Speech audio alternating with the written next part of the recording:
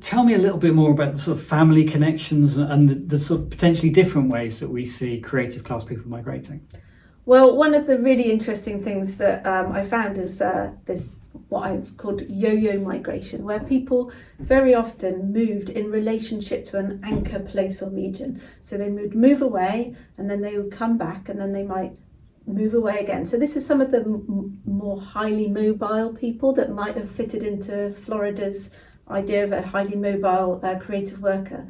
But when you looked at their migration trajectory, they were moving away from and back towards this anchor region, which acted like a kind of a magnet to them.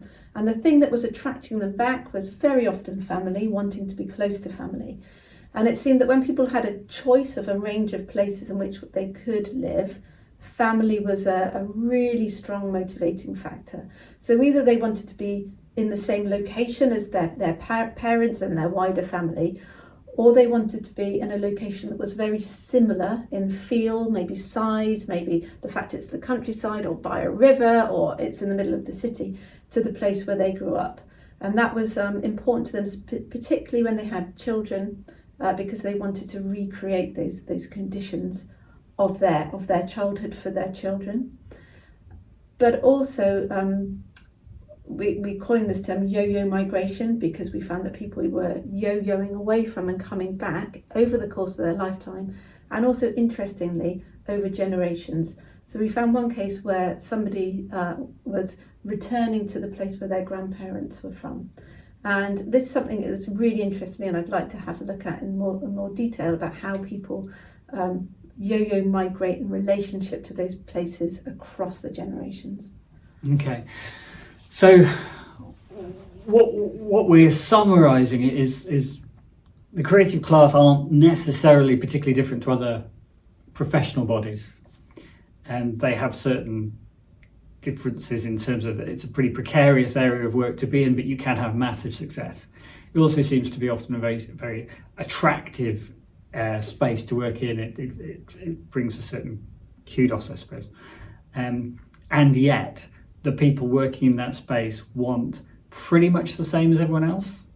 Yeah, I'd say so. I looking at the literature and looking at the migration patterns of the people that I studied, there's very little difference between them.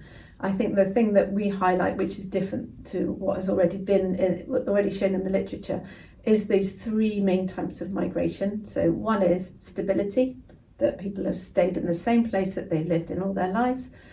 And that's really connected with being from a working class background. The other one is mobility, where people have moved away, often from a working class background, move away from their home of origin, and they form a new life which is quite different to the life that they had as children. And that's also associated with the social mobility. So they may be going into becoming a lecturer at a university, for example. And then the third type, which is the most common, so I would say, this is true of 80% of the people that I interviewed, is that they had a type of migration which I call recreation, in which they go out and they look for a place in which they can recreate the conditions of their childhood. And that was the most common type of migration across our cohort. So the recreation aspect's quite interesting. What is it about Bristol that allows people to recreate? I don't think it is particular to Bristol. So I would have thought that this is a pattern that's happening right across the UK, possibly, this is happening across the world, is that people, if your childhood has worked out well for you, when you have come to the point where you have your own children, you want to create that for them. So the people that are coming to Bristol and they're staying in Bristol are people for whom it feels like the right place to be because of those early family experiences that they've had. Quite a few of the people who moved to Bristol that hadn't been born there, they actually came and stayed, stopped off on holiday when they were children, or they had a family member who lived nearby, so they had these very warm associations with the place. Well, that's interesting. So if you can, it feels like it's a very long-term play. If you want to make your city attractive, you've got to bring people in so they experience it, feel welcome there, see that there's good amenities, the schools, the hospitals, the transport links. And then it feels like, this is a place I might want to come and live. Yeah, absolutely. And I think it's the same for the creative class as it is for anybody else.